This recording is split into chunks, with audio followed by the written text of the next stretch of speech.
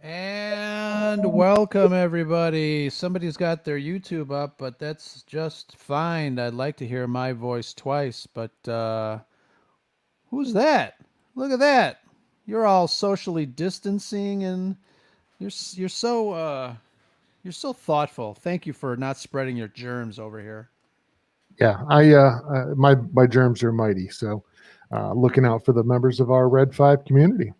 Red Five, Yeah, excellent. of course. Yeah. And that's really a cool mask. When you showed it to me a couple of days ago, I really that was really cool. I think we got to get some Red 5 masks out there. But Yeah, I digress. How you doing, Rob? I'm doing awesome, Earl. How about yourself, sir? Fantastic, fantastic. Look at all those wonderful people in the chat here on tonight's Red 5. We're just going to hang out, have a little fun, meet some friends, and let's talk Star Wars. What do you think about that? I'm always up for talking some Star Wars, and we always have a great crowd. So let's get to it. Excellent. So, one of the biggest reasons we wanted to do this for a couple of things, we wanted to talk about what we all think is going to happen in this new season of The Mandalorian. We can do a little chit chat about that. We're going to meet some new friends. We got Mike from Wookiee Radio that has joined the Red 5 network as part of our newly formed Blue Squadron. So that's really exciting. Red 5 network is growing. And what else are we going to talk about? Red 5 missions. So we have a little initiative called Red 5 missions that we'd like to talk about and explain to folks. You guys are in the chat. And it's exciting. We're just having fun, creating content, supporting each other, and this is a lot of fun. So let's first of all let's bring in Adam from Certain Point of View podcast. Adam, how's it going? That's going great. How are you guys doing? Fantastic. Good, Let good. me take a little break here. Oh, yeah. Mm. The What you got there, vineyards, bro? the vineyards of Coruscant. I know. Nice, nice. I know you I envy prefer me. the Corellian wine, but that's okay. Corellian wine. Excellent. Yeah, So, how are things going over at the Certain Point of View it's podcast? What going do you going guys? great. We just put out an episode Sunday. We had Dan Zaire from Coffee with Kenobi on. He is a co-author of the brand new Star Wars book, so we got to chat with him about that process of writing it, and he worked on that with Pablo Hidalgo and Cole Horton. So talked a little bit about working with those guys, and this coming week we're going to have our Halloween show. We're going to talk about some spooky, scary moments in Star Wars, and Star Wars for being a kind of a kind of a kids show or kids movies has a lot of pretty scary elements to it sometimes. So we're gonna have some fun with spooky, scary Star Wars on this week's show.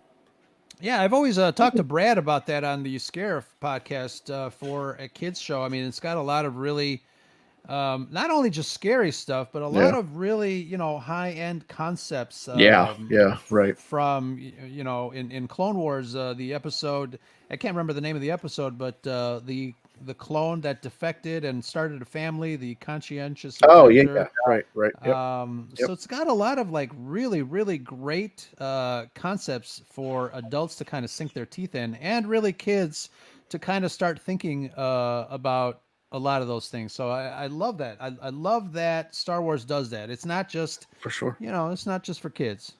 Yeah, definitely. But tricks aren't they, Rob? Tricks Yes, are for tricks are for kids. kids. Yeah. I don't mind a Excellent. bowl of tricks every once in a while. And let's see. Let's bring in Justice. We got Justice here as well. We're just gonna hang out. What's up, Justice? Nothing much, just hanging out, having fun. Excellent, excellent. So, what do you guys think? There's a lot of people in the chat. Amanda, how's it going? One of the patrons on the Scare of Scuttlebutt podcast, another patron. We got Backyard TARDIS, Mr. Nicholas. I keep wanting to say Nicholas Meyer, but it would be cool if Nicholas Meyer supported Red 5, wouldn't it? You guys know who Nick Meyer is, right? Michael Myers. It's Michael Myers' brother. You young whippersnappers. He directed Wrath of Khan, damn it. Ah, okay. I'm not a Trekkie. I prefer right, darkness anyway. So I guess I crossed the It's stream the one. there. It's the one with Gandalf, right? Yeah, exactly. Okay. Good. But Thoughts? yeah, thank you guys for joining us. Cam, Ray, I think Cam and Backyard TARDIS were they were pretty early again. Thank you guys. Mr. Rez just joined us. That's awesome. But guys, Red 5 Network is ever expanding. We we launched another color, Blue Squadron, and brought in some folks in there. And what do you guys think? I mean, people are really, I guess, liking what we have to offer, and it's really just kind of a great way to support other pods and listen to new material and just kind of expand. What do you guys think, Rob? I was totally against it. I voted I voted no Blue Squadron because then I'd want to be in Blue Squadron. It's my favorite color. But by the same token, Red Squadron is so iconic. So, it was either Red or Rogue. But I think we got some great additions to the network with the new members of Blue Squadron. I believe we have Rogue One Radio and Wookiee Radio. So, great additions to the network. I mean, we're no beyond the blast doors, but we try. Excellent. Our brothers over there at Beyond the Blast Doors. It's awesome. So let's, speaking of Wookiee Radio, let's bring in Mike and see what he has to say about our little shenanigans here. Mike, Wookiee Radio, how's it going, brother? Good. I'm looking forward to all this talk about Cylons and Xenomorphs. There you go. We Right. can do that. Definitely do that. Somebody... That's not... Okay, never mind. I referenced Star Trek on a Red 5 stream. Somebody reversed the polarity there, Nick. That's awesome. But welcome, Mike from Wookiee Radio. Welcome to Red 5 Network's Blue Squadron. How's it going, man? Oh, it's going good. Even though it's been craziness where I work. So Yeah. And craziness is a understatement. It sure is. It's I guess 2020 has been replete with craziness, and we're just hanging out tonight, having a good time, talking a little Star Wars. Something's happening this week, right? We all are kind of prepped and ready to go for Friday. Anybody want to tell the crew in the chat what might be happening this Friday? Finally, the fourth season of Tripping the Rift. I don't think that's it. I gotta catch up. I didn't realize there was a season 3 until about 2 weeks ago. Right. It's the Mandalorian, right? The Mandalorian. That's right. The Amandalorian, the Mandalorian, The Adam Alorian. the Star Wars time machine. Yes, excellent. But the Mandalorian season 2. I've heard that's pretty good. I heard it's pretty good, but Yeah. I think we're going to be in for quite a surprise. I know we've heard a lot of rumors, a lot of casting rumors, a lot of things that are going on behind the scenes that we may or may not have, speculated on. Or I think there's still a lot of surprises in store for us fans. What do you guys think, Mike? Let's talk a little Mandalorian season 2. What do you think is going to happen? Honestly, I don't know. Hopefully we see whatever rumors have been put out there come to fruition, whether it's Sabine, Ahsoka showing up. Maybe we see a bit more of exactly what the child is, and the speculation with the child, because we've been kind of mixed over on Wookiee Radio, but we've been sticking with the idea that the child is a clone and was the first clone done by the Kamonians before going to Jango Fett to actually come up with the army. They would just that it was Dooku disguised as Cypher Diaz. And I won't go any further in that rant on that tangent of it if no one has listened to the book Dooku Jedi Lost. Or yeah, Dooku Jedi Lost. Yeah. Which That's is a great. it's a If great anyone arc. hasn't listened to it, it's great. It's wonderful. Yeah. And I think, time, it's been quite some time since the book has dropped, but, uh,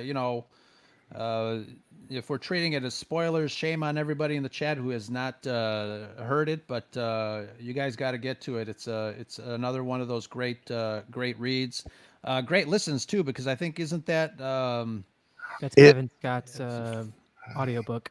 yeah Yeah. was that a full cast? Yeah, it's a full cast. Yeah. full dramatization. Mhm.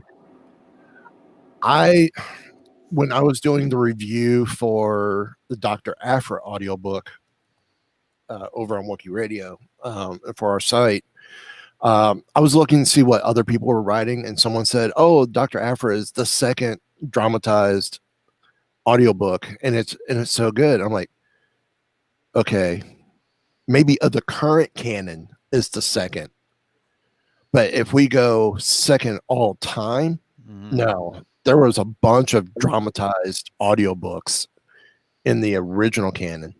And that's besides besides the dramatizations of the original trilogy Right. And see, I don't count those as public radio. National Public Radio, yeah, and I don't count those as audiobooks because that was legit Sure. Right. radio dramas. But I want to say the Heir to the Empire series was all dramatized. I have them all. It's just I can't get to my iTunes at the moment I don't want to get to my iTunes at the moment and try and go through the list because I've got a crap ton of Star Wars audiobooks in my iTunes. Shadows of the Empire. I don't think that was dramatized. Yeah, I think it was just read. I don't think it was dramatized either. And I only think it was dramatized in my head because I remember the soundtrack was so great, and I remember listening to the soundtrack over and over again, and just kind of reading certain or remembering certain parts of the book while listening to the music. So those are great. If anybody ever finds the soundtrack or anything having to do with the big media blitz campaign that happened in the mid '90s on that series, that project from Lucasfilm, I suggest you guys pick it up. But the soundtrack is great. I love it. I know there was a game, there was a book, and the soundtrack. It was almost like a movie blitz campaign without the movie, and it was our first introduction to some very some very memorable characters. As we know, you've got the Outrider, Han Solo's half brother's ship, Yep. if you will. But yeah, a lot of great stuff. I mean, there's a period of time there where there was no Star Wars, but we got a little bit of Star Wars in the '90s with that. And but what a time to be a Star Wars fan. I mean, now we have a lot of things to kind of sink our teeth into. A lot of streaming programs that have all of us excited. What are you guys looking forward to in streaming besides The Mandalorian? We'll get to The Mandalorian. I want to ask you guys what we were talking about the other network. Our buddy Pete Fletcher had posed the question, what do you guys think? How do you guys think season 2 is going to start out? I had, kind of just retweeted that and posted that. I think it's going to start out with some sort of fight. It's going to, drive right into the action, the first scene. But what are you guys looking forward to besides Mandalorian? There's a lot of stuff out there, comics, new books. We've got all the stuff coming. Rob, what are you looking forward to? Oh man, I just got a bunch of new Audible titles, so I've got to finish up the Aftermath series with Empire's End. I've got the Tarkin audiobook that I want to get through. That book's amazing. Yeah. Again, I love Tarkin. I think he's a really well fleshed out character, and I'm looking forward to that. I'm hopeful that at some point they go back and do something like what they did with the Plagueis novel.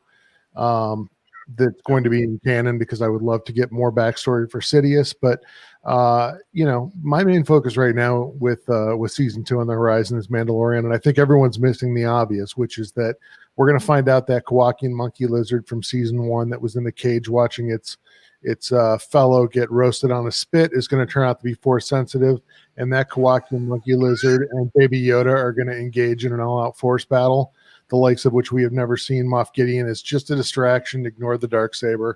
That'll be like half an episode, but it's really going to be about the Kowakian monkey lizard. Nice.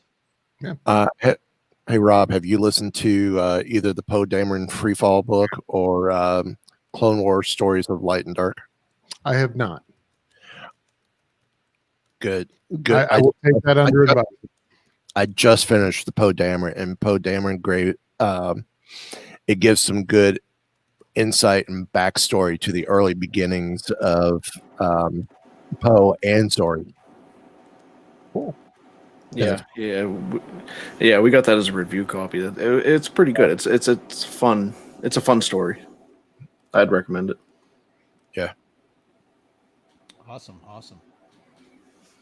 Adam, what are you looking forward to besides Mando on Friday? Well, Amanda and Cam kind of touched on mine. I'm looking forward to High Republic. I've been waiting to jump into a big Star Wars story, like multi formats, multi medias, and I'm really looking forward to jumping into comics and books for High Republic and getting to know a brand new cast of characters.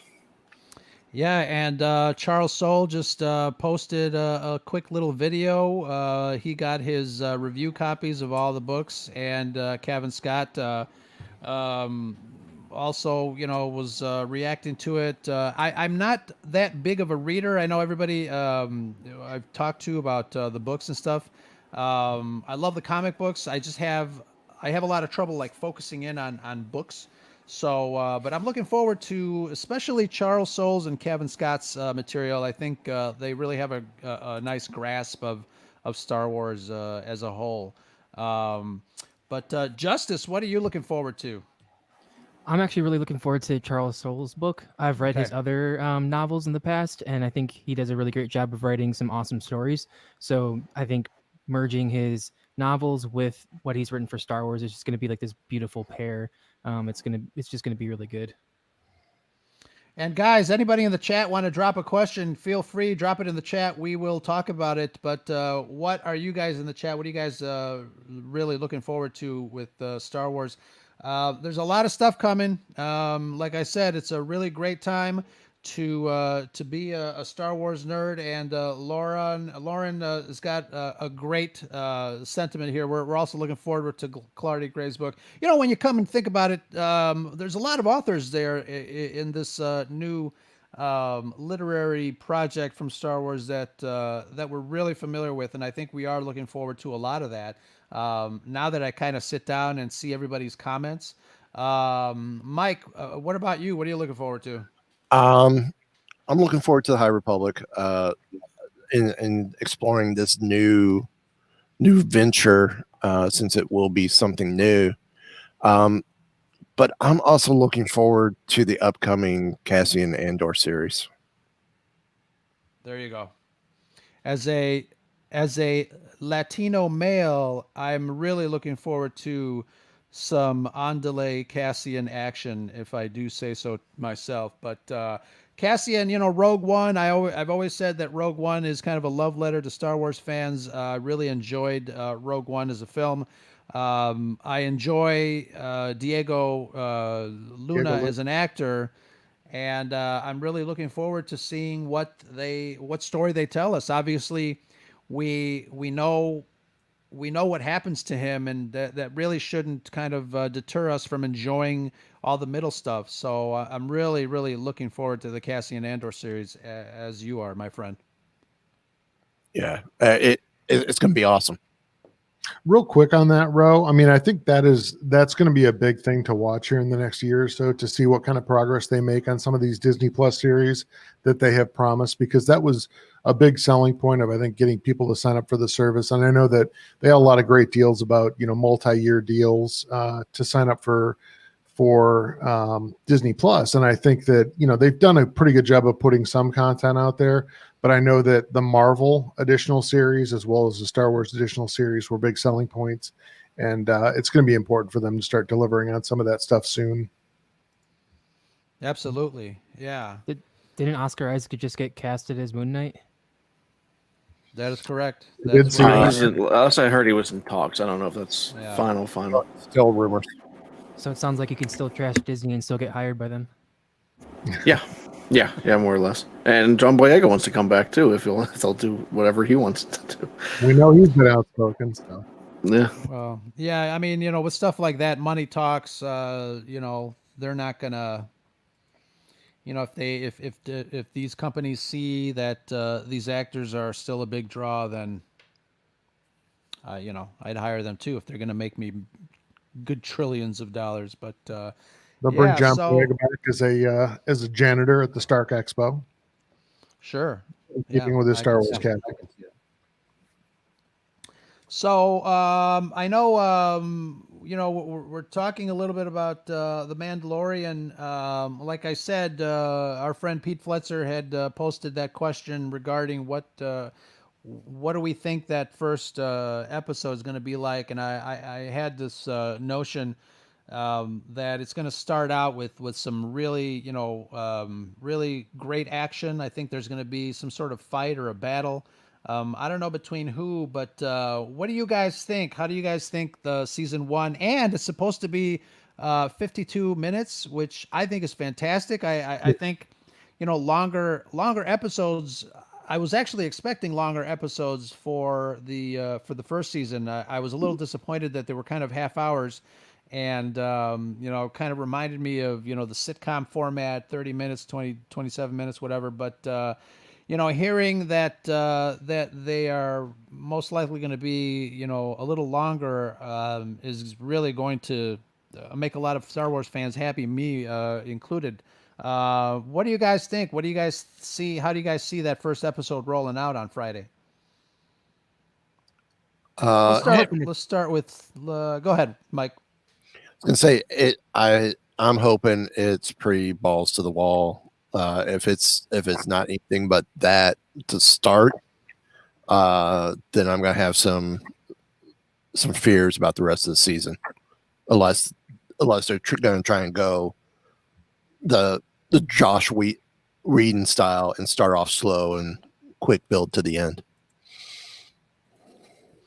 Yeah, I mean, I think Disney has seen the excitement from the fans. I think, if you're going to use the term balls to the walls, I think that's a great way of explaining, or at least kind of dishing out the excitement that the fans have for this series. I can't imagine them, kind of doing a slow start. I think there's so much hype now. The child, Baby Yoda, has generated so much excitement. Products are out there, and people are just scarfing them up, man. So it's going to be an exciting thing. I think Friday can't come soon enough. We're a couple of days away. Justice, what about you? How do you think this is going to start?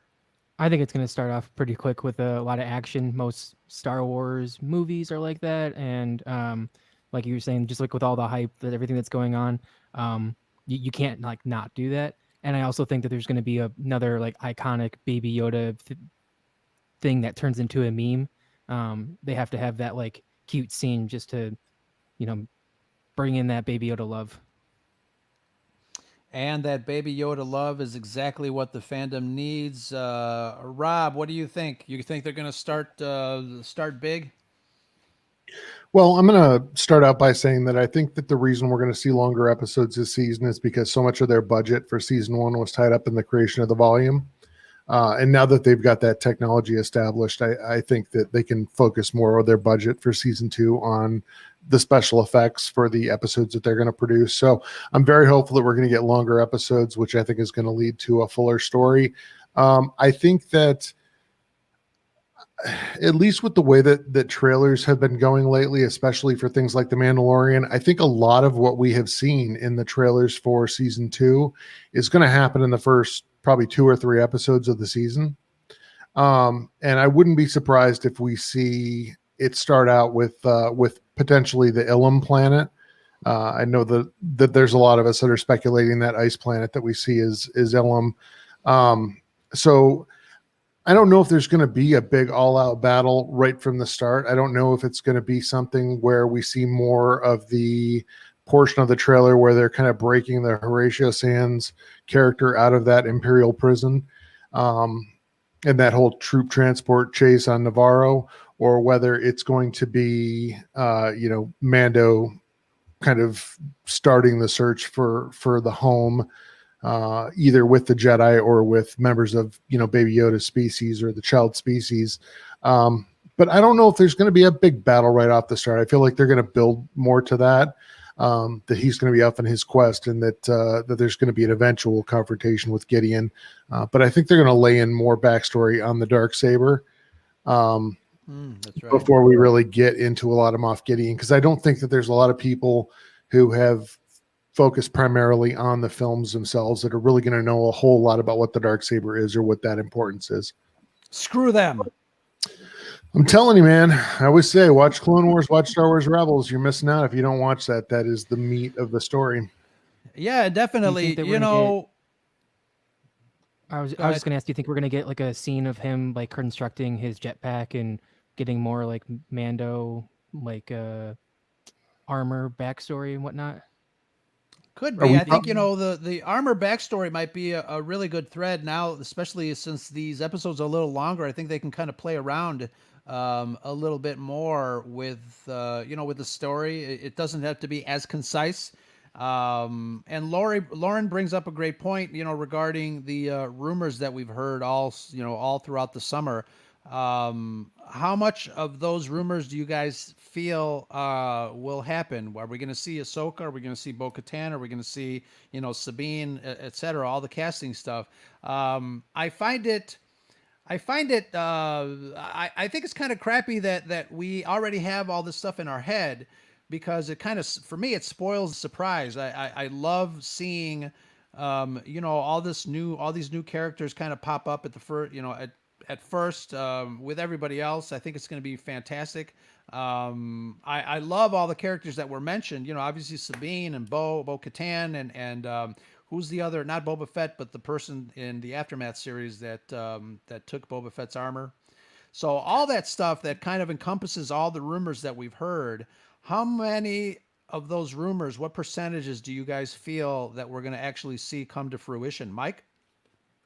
I'll probably put it about 45%, 45 to 50. Okay. And what are some of the rumors that you are really looking forward to, and what are some of the rumors that you're like, nah, I can do without? Be honest with you, the rumors are rumors, and I'm just going to let the cards fall where they may. Sure. At this point in time, I mean, we saw the tease of Sasha Banks in the first trailer, but still really don't know who she is. And I had to laugh at some of the rumors of, it's Barris Ofri. No, too young for that.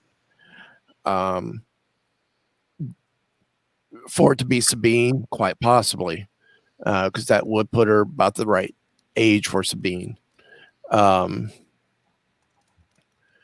For it to be someone else, another Jedi, I think that's a possibility as well. I've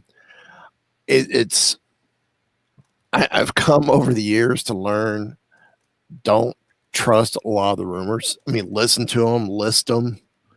But I mean, just like dealing with rumors for Disneyland and Disney World, a lot of people just putting stuff out there just to draw attention, and you just gotta let it go, and wait till you hear something more formal from a more accurate source, being Disney or Lucasfilm. Yeah, I agree. Rob, what do you think? Rumors, do you like them? Do you not like them? I kind of like going into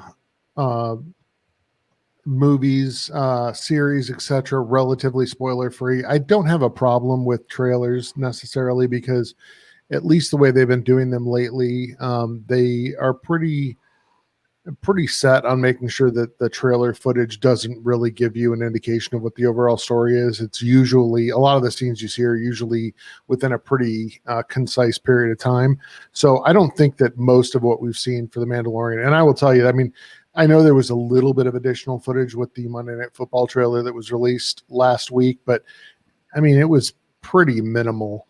Yeah, it wasn't a lot really. It wasn't a lot. No, there was some interesting stuff. I mean, I didn't catch some of the like the ice spiders that were on Mando's ship that he was kind Oh of yeah. cutting away. There was a huge ice spider that was wrapped around the ship and some smaller ones that were very reminiscent of some of the stuff that we saw in the um, uh, Lost Order or the Jedi I'm blanking on the name of the video game.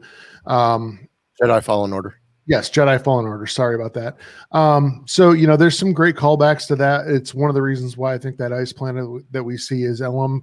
And I think that would be a great tie-in. But I think they have to be super careful with season 2 because assuming it's going to be somewhere in the realm of 8 to 10 episodes, even if they're longer episodes, they still only have a set amount of time to tell the story. And the main storyline is Mando getting the child either to the Jedi or to his race of people.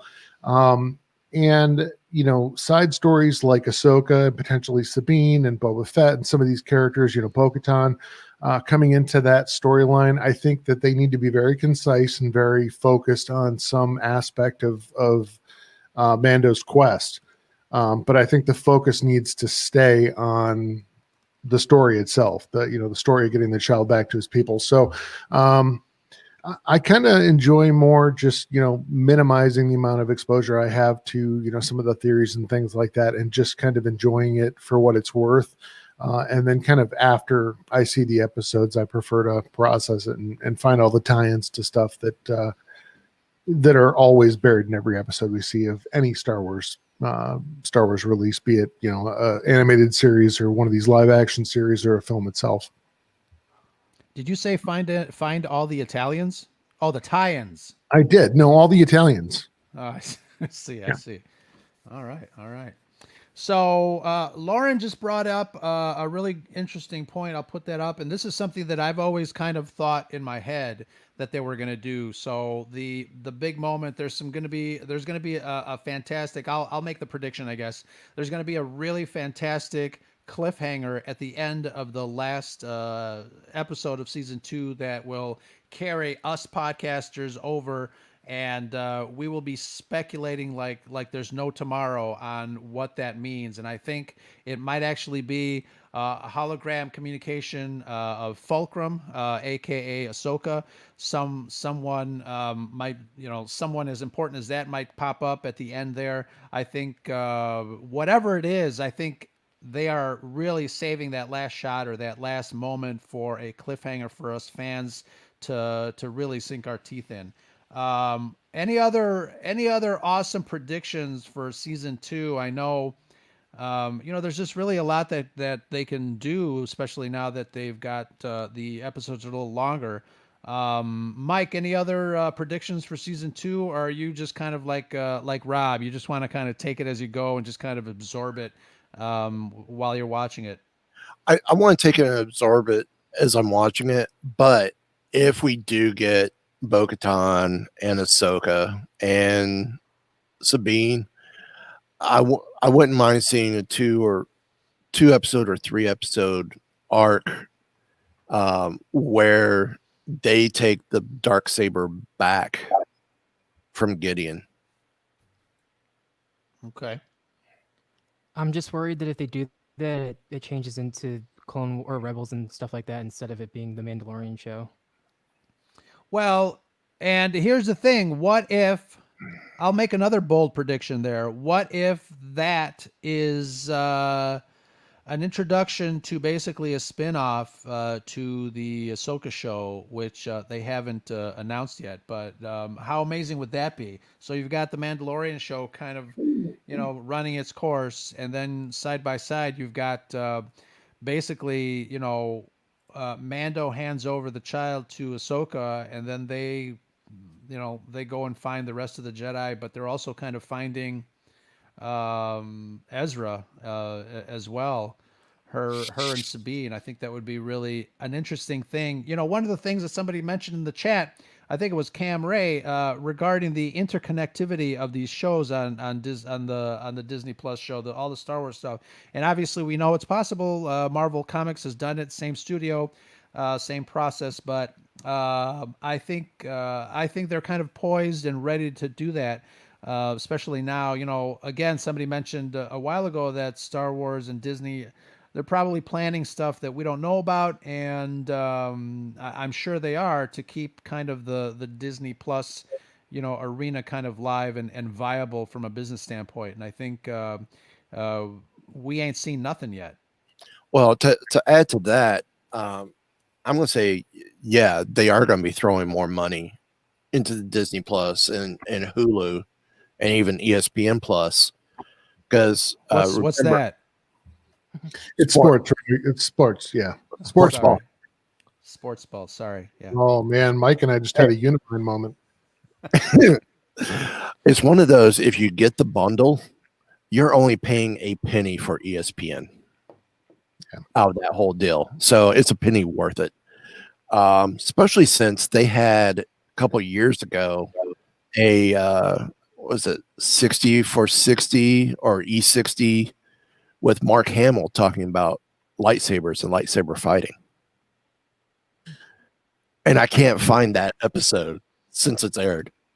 When he's talking about kendo and basis for lightsaber, I'll find the YouTube video of that and send it to you. I'll send you the link. Awesome. Yeah, it's really cool. But Bob Chapek came out a couple of weeks ago and said that Disney's focus at this point in time for entertainment is streaming. Streaming, yeah. So I would say at this point in time, I'm waiting for Black Widow to just go ahead and get released on Disney Plus. It'll never happen. And unfortunately it won't. We're in agreement. It should. I agree. But I could see Eternals being released. Yes. I could see some of the others in the next couple of years. Maybe the Shang-Chi movie possibly getting released over the next couple of years. I think anything that was going to come out is going to go to Disney Plus. I think the new animated was a Raya and the Last Dragon. Yes. That's supposed to come out next May. I think that's coming to Disney Plus as well. Yeah, I think that especially if they're showing screeners of it now. Yeah. I think that anything that is not something they consider to be an absolute blockbuster will get pushed to Disney Plus. And I think the things that they think that, you know, are worth holding off on because they really feel like they're going to score the big bucks are going to hold for the theater. But I know that Disney has announced that basically they're not even going to necessarily tell the people who are involved with the making of some of these films whether they're making it for a theater or for Disney Plus, because at this point they can't say that with any certainty. Well, at this point in time, what theaters are open? Right. AMC is doing everything digital. Right. Regal is closed. Yep. I haven't. Last time I went to a movie was the day before my birthday back in August, and that's because the family took me to go see the 40th anniversary showing of Empire Strikes Back. Oh, I hate you. But so, happy birthday. Thanks. Well, you can hate me more because the next day I spent it all day at Galaxy's Edge and finally rode Rise of Resistance. Nice, man. Yeah. Happy birthday to me. I loved it. That is like winning the lottery for anyone who has not been to Galaxy's Edge. And now more than ever, it's hard to get those boarding passes. But I'm still blacked out. So I had to burn a comp ticket to get in, but it was so worth it. It was. Daughter was at work or was at school. Wife was at work. I'm like, I'm not sitting around the house on my 50th birthday doing nothing. I have a chance to go play in my second home. Yeah. I'm going to go play in my second home. Yeah, well, happy 50th. That's a well-deserved birthday present to get on Rise of the Resistance. Anyone who has not experienced that, it is an incredible ride. Yeah. Definitely check it out. I do have to say, Ro, you're wearing your Salty Nerd Podcast shirt, and I feel like, Salty Justice Warrior. I feel like what we're talking about is really the realization of something that Salty himself was talking about, that he didn't think that, theaters were going to be kind of the way of the future. I still disagree with that. I think that there is a huge plus to going and seeing these blockbuster films, especially in the theater. There's a sense of community and excitement that you can't get watching these things at home on streaming. So I don't know that theaters are going away totally. I hope not. No, I think, once we get past the pandemic and things settle back in, I try to tell people to remember that it's been 100 years since we've seen something like this. And it will hopefully be 100 years before anyone experiences anything like this again. Well, if history repeats itself, it will be 100 years. Because Right. if you look at when the world shuts down due to a pandemic, it's been somewhere between 15 to 20 years after the start of a new century. Yeah. The Aztecs were right. Yes. They have that pandemic calendar, right? Exactly. Yeah. But, I really hope so. Science Fictionary's got comment theaters will come back, will come roaring back. And I really hope so, because Rob, you're absolutely right. There's nothing like going into a movie house and sitting down and watching that film. Just fill your screen there with movie goodness. Scarab Scuttlebutt just did a podcast a couple of episodes ago with Andre Hutchin over at Backseat Directors, and we talked about just that movie experience, going, getting your popcorn, sitting down, and really, getting involved and getting immersed in the film. And it's a lot different. And I know, people people have their home theaters set up at home and this and that, but you can't beat going to a movie theater and sitting in the dark and watching it with a group of strangers, just, having that moment and sharing that moment with strangers. And it's such a fantastic feeling. I think drive-in theaters will get more and more popular as this continues, but then that will die down and the normal theaters will go back to normal. Well, here's my thing. Because of my work schedule, I'm usually working weekends. And personally, I don't want to go to a midnight showing on a Thursday night or a Friday night. I love those. I'm old. I mean, I'm in entertainment. I bust butt. I go home. I got a show to run. I have one of my podcasts to run, and then which is not Wookiee Radio. It's one of my other ones. You're happy to be in a historical landmark. Well, yeah. We'll put a sign on you, I swear. But I am willing to do like they did with I think it was with Trolls and a few others during the pandemic. Give me the option when it drops in the theater to get it for 48 hours for $20. That way I could go to work on Monday or Tuesday or whatever and talk about it with everyone at work. But if it's a movie I really want to see, yeah, I'll come home from work, pay the $20, watch it on video on demand. And then on my day off, you better believe my happy butt, especially if it's a Star Wars film, my happy butt's going to be at the first showing on my day off in the theater.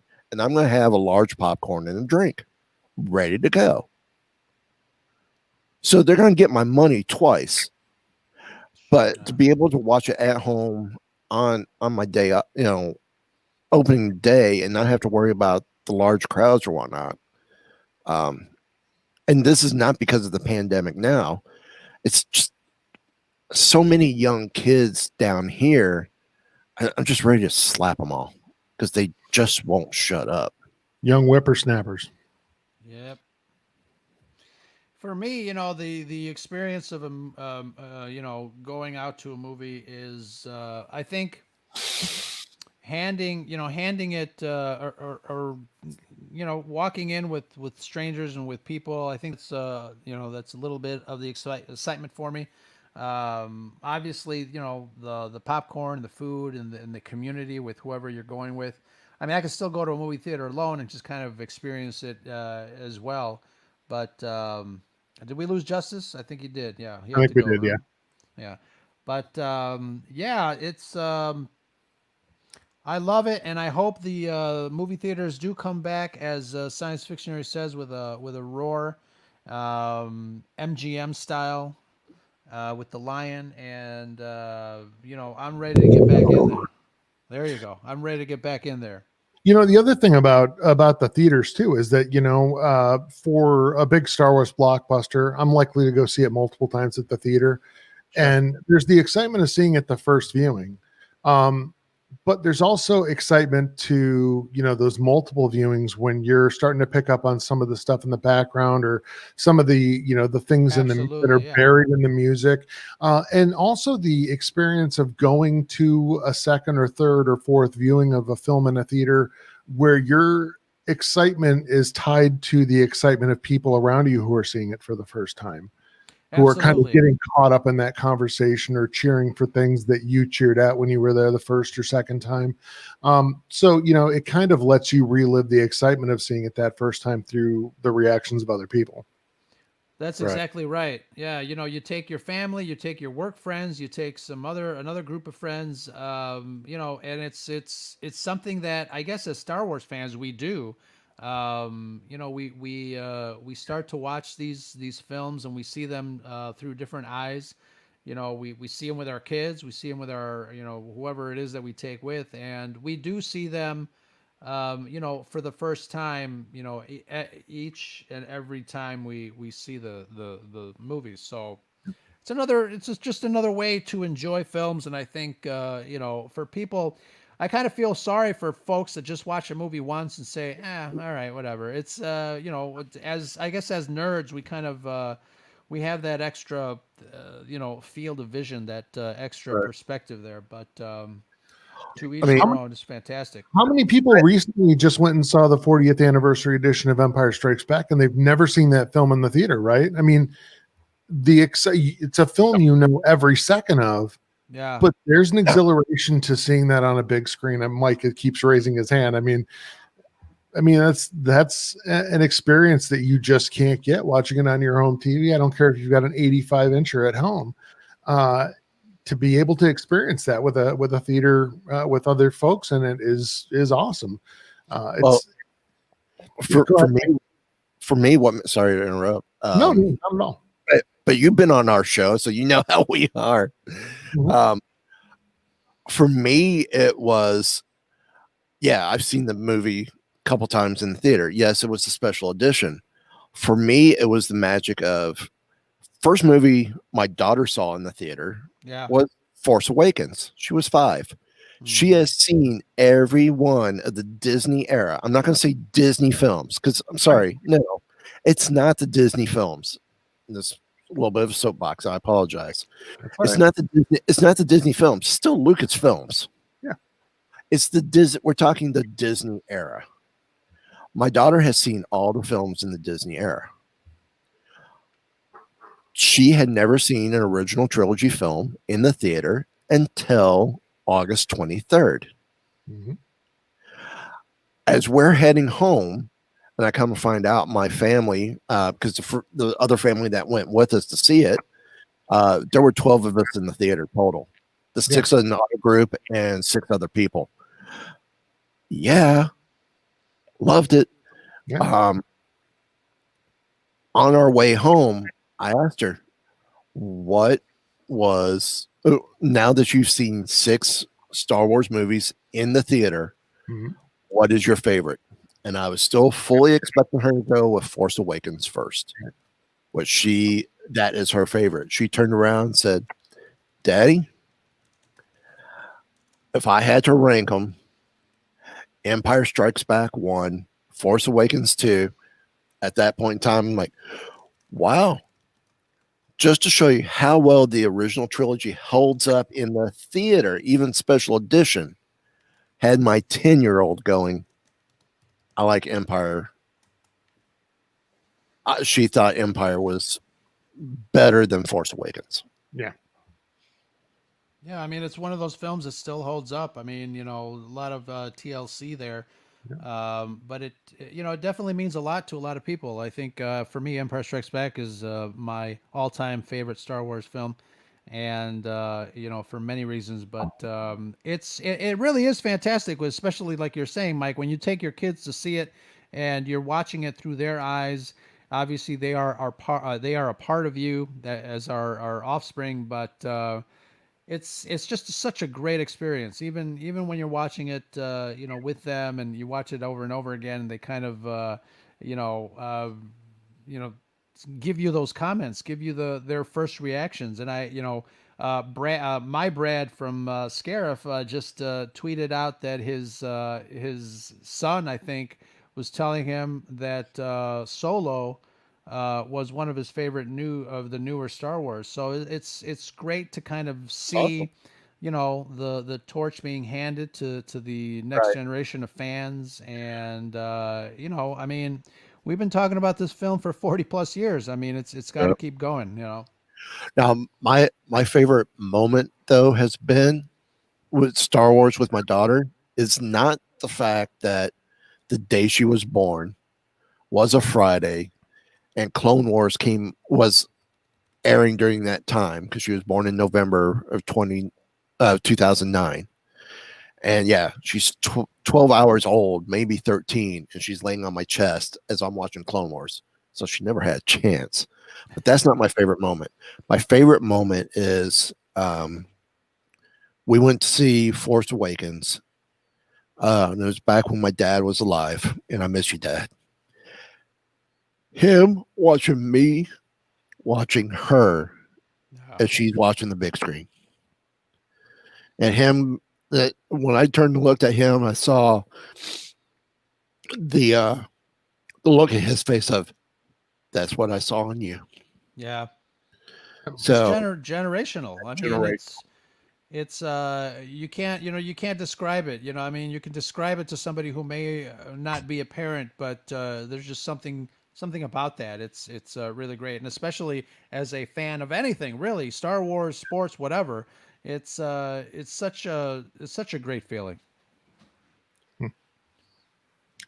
Cam, don't spoil it, man. We're gonna have a Sweet Caroline sing along at the end of this episode. There you go. no, Thank you, Cam Ray, for that. It comes late for me. Yeah, I'm just going to drink my thermal detonator. I like it. I've got my thermal detonator back on the shelf back here. So Yeah, Well, I have my 3 in the cabinet over here. Yeah, I had spare, I use that every now and then. somebody went to Florida, and I asked them to get me one, so I got mine over there too. But Yeah, I've got the 3. I've actually got the 4 bottles, the 3 detonators and the Dasani bottle. yeah. I've got the Rancor Tooth beer set up here on the top shelf. I swear to God, I need to get an extra set and trade Jar Comics for one of his custom prints. I think he'd consider that a great straight up trade. But no, I mean, the thing is that I've always said there's a generational aspect to Star Wars, and you talk to people, and the films that they connect to the most deeply are those that are essentially the ones coming out when they're in their childhood. So, for Lucas to sit there and say these films were made for 12-year-olds, there's a lot of truth to that. I know that what Ro was talking about earlier with some of the things we see in the film, certainly the burning, the burned skeletons of Beru and Owen Lars there at the, in A New Hope. And there's a number of things that are certainly far more adult than what you would consider for a kid's movie. But when you talk to people, it almost always is they have connected to the ones that they saw on the big screen when they were in their childhood. And go ahead. You could almost tell too when they started watching the films by asking them favorite trooper. Mm-hmm. Yeah. Mm-hmm. Yeah. Because Trooper. If it's Clone Trooper, you know they're prequels. Stormtrooper, you know it's original trilogy. If they Yeah. say the First Order or Stormtrooper and they're too young, go, okay, are we talking First Order? If Yeah. they say yeah, then you know.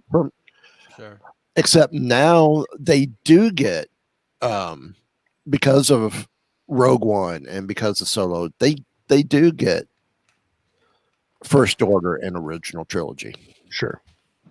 You know, Which but is well, to the bigger point I'm making, it is that when you start getting a chance to expose, you know, kind of like the story that you were telling, Mike, you get a chance to expose these younger kids who maybe they started watching during the sequel trilogy and Force Awakens was their favorite, because I saw it on the big screen and it wasn't just the film, it was the excitement of seeing that in a group of people and the energy in the room and the reaction of everyone to the film and the oohs and the ahs and the, you know, the gasp when something bad happens or laughing when Kylo Ren goes on a temper tantrum and starts slashing all the equipment.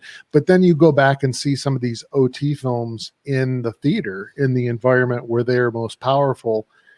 And you know, you're watching it with people who have seen this 50 times, 100 times on DVD or on demand or whatever the case may be. But there is that intangible of watching it in the theater, and that imprints itself on people. I'm not surprised that, you know, you've got a child that sit there, you talk to them on the ride home and you say, what's your favorite? And they go, well, now that I've seen it on the big screen, that was awesome.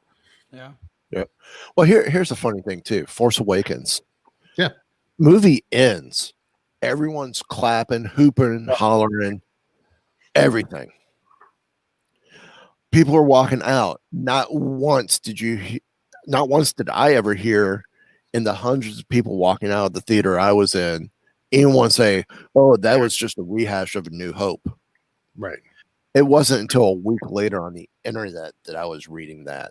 So what happened between seeing it in theater and the joy of having Star Wars again on the big screen to a week later to someone being a coward or gutless and trying to make a comment, oh, it's horrible because it was a rehash. Well, so what? Yeah. Phantom Menace was a rehash too.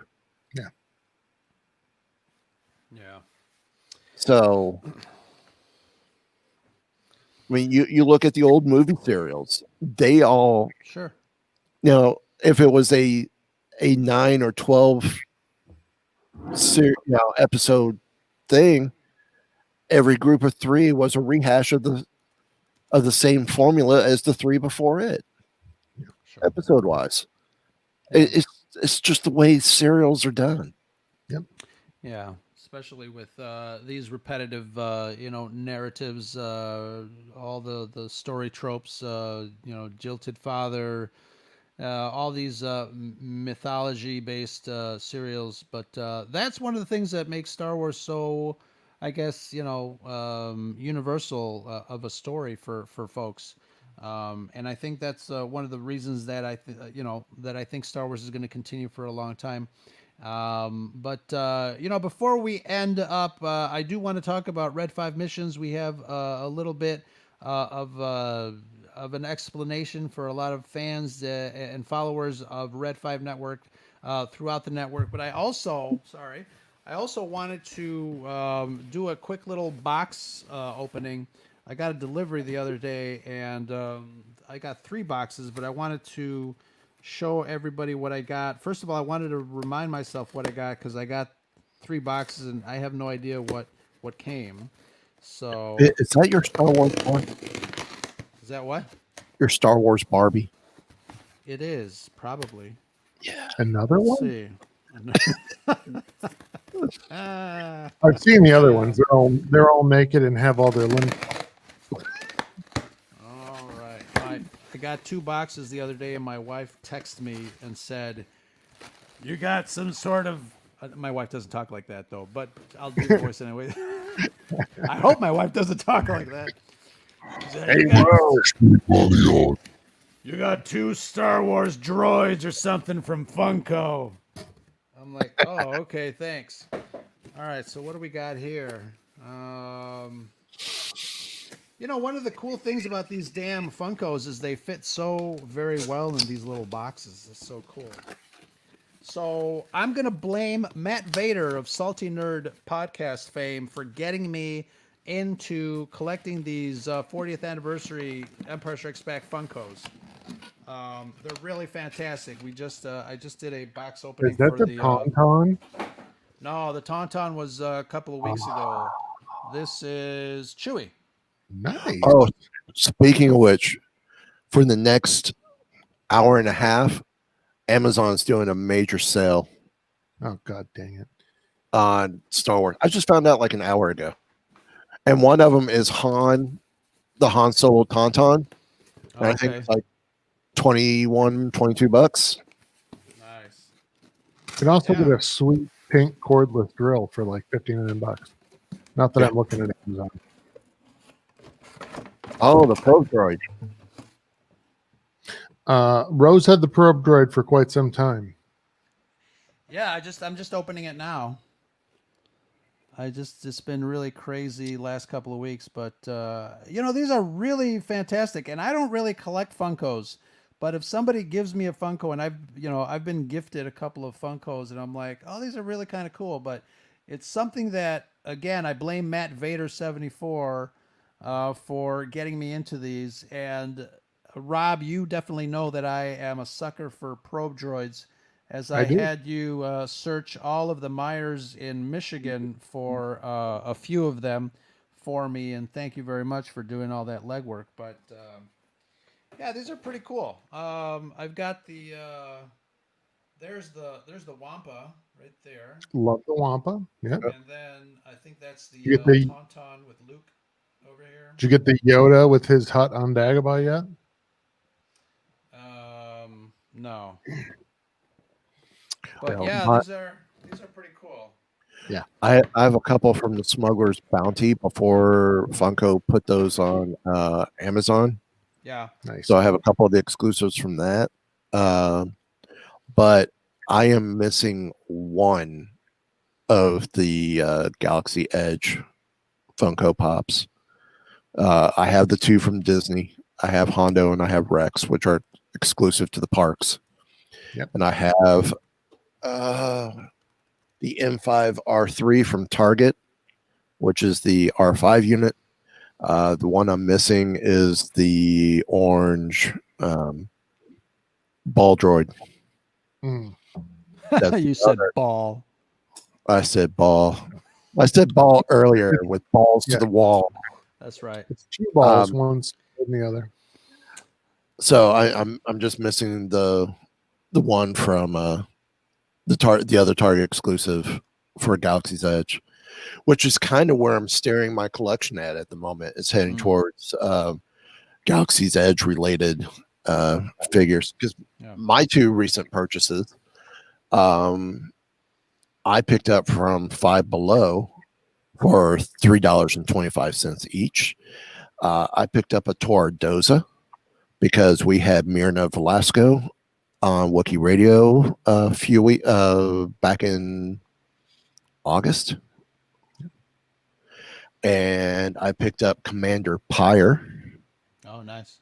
as well because I want to do my game plan initially is to do a display of the Galaxy's Edge figures of the Black Series, but also do those characters who are related to Galaxy's Edge in the 3 3/4 inch size as well.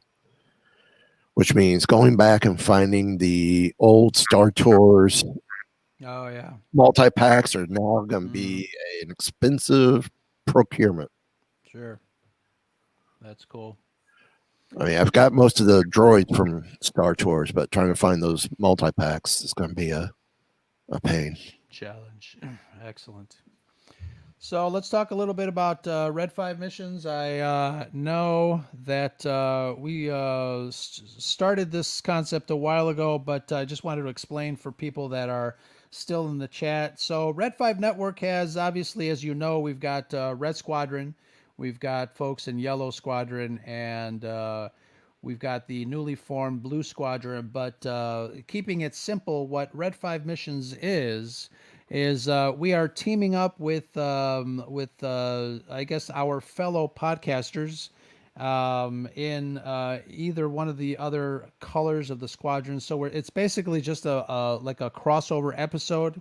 We're gonna all pick a topic, and we're gonna discuss the topic, and then we're gonna split that mega episode in two. So this week, Scare Scuttlebutt podcast did an episode with Force Losers podcast, and this Thursday we're going to release part one of our topic, and I think on Monday or Tuesday they are going to release part two. And totally forgot what we talked about for Red 5 Missions with them. It's a Um, trap. it's a trap, yes. But that's basically what it is, and it's basically to be able to kind of get our followers to really get to know some of the other podcasts that they may not listen to or may not be familiar with. Last year, Brad and I did a mega crossover episode with Andrew and Marisha over at Coruscant Radio Underground, and it was a lot of fun. We talked about the legacy of Leia. And obviously, you can find it in our back catalog on the Scare of Scuttlebutt podcast, as well as Coruscant Radio Underground.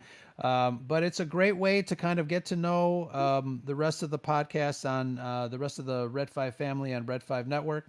So if you see that one of our upcoming episodes has the Red 5 Missions logo attached to their graphic, make sure that you're listening to part one before you listen to part two, I guess. But it's going to be a lot of fun. It's going to be a great way to just expose all the Red 5 podcasts, and it's just going to be a lot of love and a lot of fun, as Cam Ray says. So yes, definitely. Well, I'll just jump in real quick. Us at Wookiee Radio and Star Wars Through the Ages, we're partnering up and doing the Jedi and Force as a topic. Nice. But ours is going to be a little bit different because this week, because as you launch this, I'm like, crap, what am I doing? Because we have a guest on Wookiee Radio this week. We have Amy Ratcliffe talking about her new book that comes out November 10th, which is called, give me a second for this to load up. Maybe.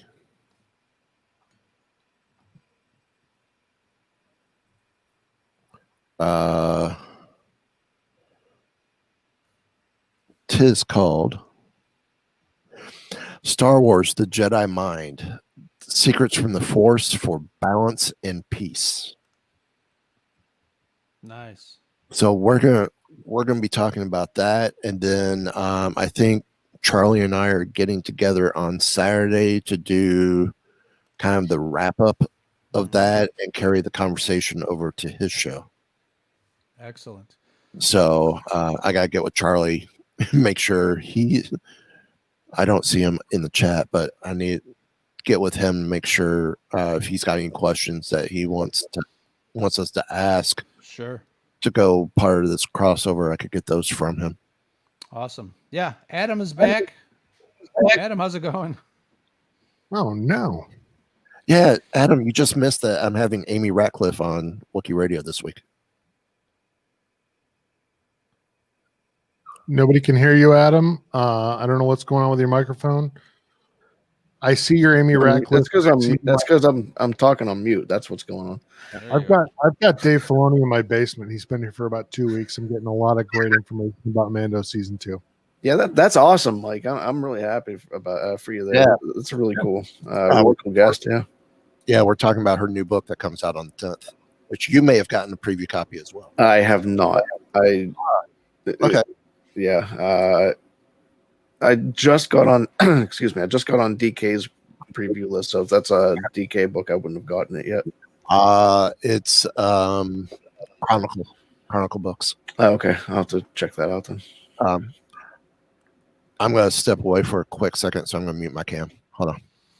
Yeah, so we were just wrapping up some things here, Adam, but we were talking about Red 5 missions and how we're Yep. teaming up, and really, how it's pretty much designed kind of to get to know a lot, or have our fans or followers get to know a lot of the podcasts that they may not, usually listen to. And I know that's a great way for people to get to know us, and I think it's going to be a lot of fun. Any thoughts on Red 5 missions going forward? No, I'm just excited. Gonna get to work with Rogue One Radio, and that's we haven't worked with them on anything before, so that'll be fun to get to know those guys. And I'm just looking forward to seeing what everyone puts together. Yeah, for sure, for sure. But guys, again, thank you very much for joining us on this Red 5 Live. You're blowing It me off. I don't is. get to talk about my Red 5 mission. What is your Red 5 mission? I don't really have one, but no, I do want to plug. We did do an episode for Conversations that we're going to be releasing. I have to check with Charles specifically when, but it should be at some point this week. With regards to the Darksaber, so if you're getting ready for Mandalorian season 2, that should be highly topical. We recorded for about 2 hours and 15 minutes, so I expect that Wow. episode should be somewhere in the realm of 20 to 25 minutes long, and the remainder of it will be the first episode of the Scarif Swamp. Or sorry, not the Scarif Swamp, the Swation Swamp. Hey, And Rob, I do have to apologize, Ro. At one point in the recording, I do believe I said nothing happens on Scarif. So that wasn't a shot at you. It was just with regards to the Darksaber. Gotcha. Hey, Rob, I see your co-host in the chat, and I'm just going to say right now, you better come look me up. Hit me up on Twitter for my phone number. So you're in the park. No. Yes, I will absolutely hit you up in the park. I'm going to be spending, starting this Friday, I'm going to be spending the next 13 days down in Orlando scouting lots of new content. You thought what? I thought that was your co-host. My Oh, mistake. Cam? Yeah. No. Tom Howell. Tom Howell's my typical co-host, but Cam is our de facto man in the field. We'll call him. He's out there. He's out there scoping out Star Wars content and pineapple pizza on behalf of the Jedi Temple Archives. But yeah, we're gonna have a ton of new content, both with regards to Star Wars Galaxy's Edge and some other content that's going to be specific to our Hoopty Duo podcast that I do with my wife, which is more Disney related and Orlando theme park related. But check all that out, and yeah, it's going to be a good time. And when I get back, I will start my own Red 5 mission with one of our new Blue Squadron or Gold Squadron members. Yellow Squadron. Listen to Rob over here. Be in the Squadron. Awesome. So, yeah, you're here. Rob, I will. Again, just a quick shout out to where people can find you. Yeah, absolutely. We're only on Twitter these days, no longer on Facebook or Instagram, just on Twitter at JTA Podcast. You can find us at jtapodcast.com or on any of your favorite podcatchers. And you can reach out to us with an email at jtapodcast@gmail.com. Excellent. Adam, how about you? Where can people find you? Best place is from a certain point of view.com. That'll take you to everywhere that we have our podcast. That'll take you to all of our socials. So that's the best place to check us out. From a certain point of view.com. We are on Twitter, certain POV pod, Instagram, certain POV pod, and Facebook as well. But yeah, that'll do it. And Mike, our newest member of Blue Squadron at the Red 5 Network, where can folks find you? Right here in this chair. Oh, right wait. here in this chair. Sorry. Or at Epcot. Or at Epcot, yeah. You can find us on Twitter, Instagram, and Facebook at Wookiee Radio. And check out our website, wookieradio.net. Excellent. And we will, sooner or later, we will be starting Pink Squadron. I don't know who's going to be joining us in Pink Squadron, but you can always find Brad and myself on the Scarif Scuttlebutt podcast, wherever you find your favorite podcast. Join us there. And on Twitter at Scarif Podcast. It's always sunny on Scarif, and that's the scuttlebutt. But thank you guys for joining us. We just having a lot of fun with Red 5, and thank you guys for being part of this grand idea that we all have, just having a lot of fun. So people, everybody in the chat, or if you're watching us on the replay, thank you very much for watching us. May the force be with you. And that's the scuttlebutt. Blue Bayou checking out. Yeah. Woohoo. See you guys later.